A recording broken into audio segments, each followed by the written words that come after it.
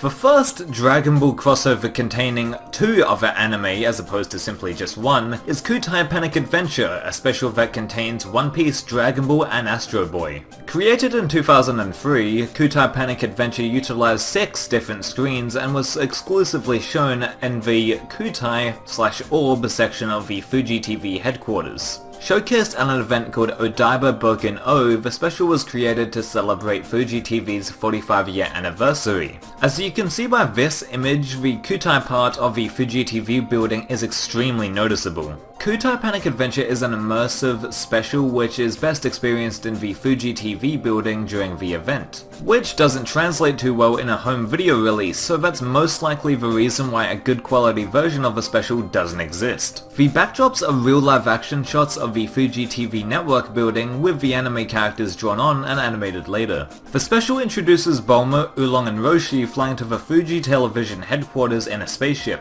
Meanwhile, Frieza teleports to the building and prepares attack on the Kutai section, charging up his Ki Blast. Suddenly, Goku, Gohan and Krillin come to the rescue with Chala Headchala playing, but Frieza still fires at the orb. The orb begins to fall, so Goku and company lift it up from the air and attempt to move it to the building again. Although Frieza fires another shot at it, but Goku takes the hit instead. Him and Frieza square off, with Goku transforming into a Super Saiyan. Krillin and Gohan can't successfully latch on to the orb without Goku however, so it begins to sink in the ocean. Luckily, Luffy and the Straw Hats from the One Piece anime arrive. The Straw Hats enemies show up as well, so they are forced to duke it out. So the orb begins to sink, but never fear though, because Astro Boy is secretly observing the situation and he goes off to rescue the orb. Astro Boy travels to the ocean where the orb is submerged and successfully picks it up while dodging both ships' cannonballs. The day is saved with the Kutai back in its correct place, and the special concludes with a final goodbye from the characters of Dragon Ball, One Piece and Astro Boy. I know that this was more for the immersion rather than the plot, but the Goku vs Frieza and the Straw Hats vs the Arlong Pirates fight are never resolved, and it's assumed that the reconstruction of the orb just miraculously fixes everything.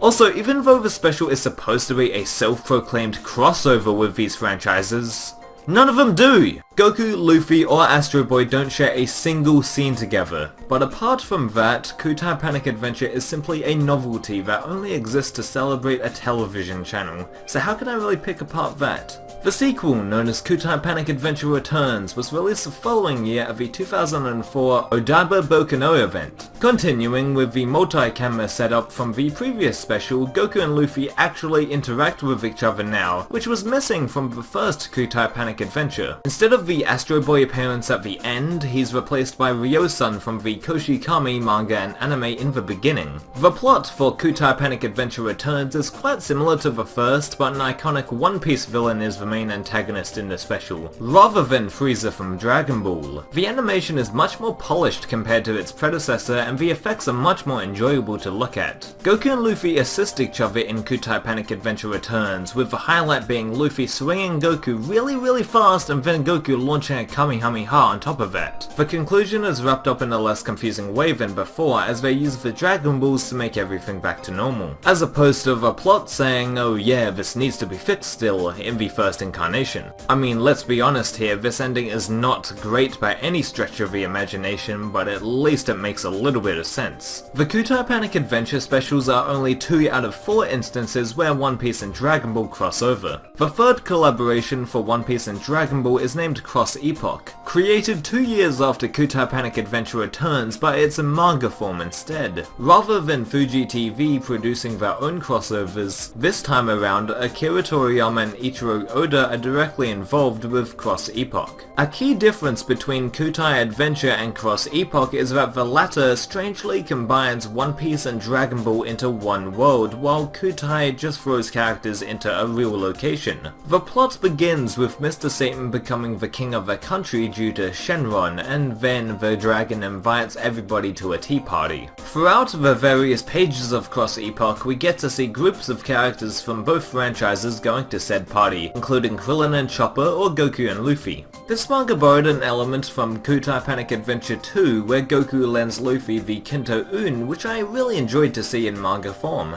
Also, can I just say, Vegeta with an eye patch and pirate suit is really badass. Even Pilaf gets a cameo with Buggy from One Piece with the Pilapagi villain union that they name after each other's names. Well, until Vegeta literally blows them out of the sky. Overall, Cross Epoch is a goofy, fun, and very nicely drawn one-shot, with tons of fan service and really humorous moments tucked in there. According to Toriyama, it's a collaboration, but Oda pretty much did everything, including the story setup, while Toriyama simply just drew his own characters. And finally, the feature presentation. The most known collaboration with Dragon Ball involved is the 2013 Fuji television event, titled Dream 9, Toriko and One Piece and Dragon Ball Z, Super Collaboration Special. This event was split into two parts, and the reason why it's called Dream 9 is because of its station, Fuji TV, as it includes a programming block that starts at 9 and features shows such as Dragon Ball, One Piece, and of course Toriko. The block was formerly nicknamed Dream 9 during the collaboration's airing, so that's why it's called the Dream 9 Special. The current name for the block is simply Strong 9 instead. Part 1 of this special is titled Run Strongest Team, Toriko, Luffy, and Goku, and consists of the International Gourmet Organization in association with the Tenkaichi Budokai holding a Tastiest Under the Heavens tournament. The prize for the victor is delicious sizzled cattle, but due to most of the contestants ending up being captured by a monstrous doodlebug that erupted out of the sand, the only remaining competitors include characters from One Piece, Toriko, and Dragon Ball, obviously. The tournament consists of a race to the prize, and when there's a tie, the finish line becomes a Tenkaichi Budokai arena where the tied competitors fight. If the character is knocked out of a ring, they lose. Basic tournament rules. The reason why the whole tournament is based on food is due to Toriko being all about food essentially, and that fits right in with Goku and Luffy's personality traits. Before I continue with the plot, I must note that the music within this special is amazing and provides action-oriented and a cheerful tone. The music was composed by Narito Sumitomo, who I think needs no introduction here, Hiromi Mitsutani from Toriko, and Kohei Tanaka and Shiro Hamaguchi from One Piece. Moving on, the story picks up with a fork in the road. Get it? Fork? Toriko, food, fork. Anyway, the three main protagonists choose the rocky mountain in which they have to climb up from. While Goku, Toriko, and Luffy are scaling the mountain though, we see other crossover members have screen time, with Roshi being a pervert at the female characters, Gohan and Sanji encountering a monster in the forest, with Sanji cooking a meal to quote-unquote win the fight instead of just Gohan's method of just, beating it up, and more. The climax of part 1 is when Luffy, Goku, and Toriko manage to reach the goal at the same time, so they all have to fight each other. Although Mr. Satan accidentally falls into the newly designed Tenkaichi Budokai stage, so he has to participate too. All three characters' primary attacks are showcased, with Goku clearly having the upper hand, but it ends with all of them being knocked out of a ring, with Mr. Satan victorious. Mr. Satan shares the cattle with everyone because even though he does lie to claim his fame, he is very charitable and has a good heart at the end of the day. By the way, King Kai or Kaio-sama appears during one instance of this special, and warns Goku about an energy that is tremendously strong as it is evil emerging on planet Earth, and Goku goes and teleports to it. The plot thickens however, as in the ending credits there is a shot of Beerus and Whis, which is inferred to be the evil strong being that was on Earth. Weird. The Dream 9 special came out the same year as Battle of Gods in Japan, in fact the week after the film premiered, with identical character designs and a few music tracks borrowed from the film, so I understand why it was necessary to make a mention of Beerus. But the whole line is extremely clunky due to Beerus not even being a matter of evil. Although he's extremely powerful like Kaio-sama described, that part's okay. Then, as I said before, Goku utilizes instantaneous movement to travel to either Kaio's planet or Beerus, it's not exactly specified. But wait, right in the next scene we see Gohan not at the party from Battle of Gods and with Sanji, so this whole sequence doesn't make any sense. But overthinking it like I just did just adds more fuel to the problem, so I'm just going to ignore it, just think of it as a throwaway line. My gosh, let's just move on to the second phase of this special, shall we? Part 2 kicks off with a mysterious creature emerging from the ocean depths, and Toroko, Goku, Luffy and company enjoying the cattle that Mr. Satan has shared. Like, Toroko, Luffy and Goku really get into this thing, claiming it's delicious, lovely and mouth-watering.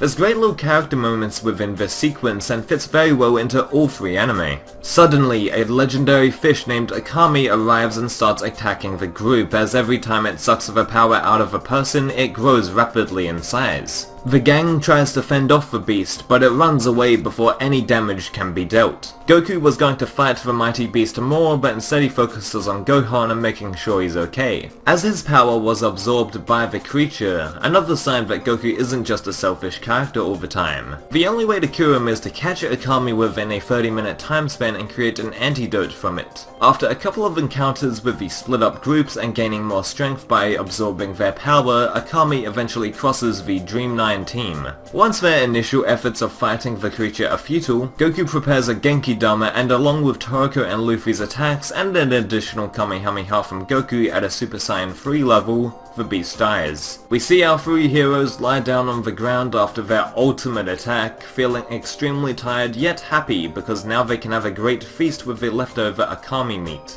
And that wraps up Dream 9, the Super Collaboration Special. And wow, it's really fun. It may not be the most elaborate plot in the world or even the best animated special, but it has heart and charm, much like all of the anime involved in the production.